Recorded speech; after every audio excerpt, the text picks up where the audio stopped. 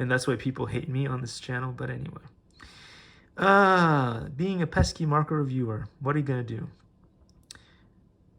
Anyway, so I guess it has a battery saving system that allows you to keep saving the battery so that if you're not looking at the thing, the screen will not be using up all of your battery. That's probably a good feature to have. I guess it takes pictures if you press that button over there. And for the video, I have no idea, but you can scooch things around just like you would. Ooh! Oh my gosh! That ugly mug is in shot now. Let's stop that. Stop that. I'm gonna give people belly aches. Anyhow, yeah, there we go. There we go. There we have it. First view of the Ricoh Theta.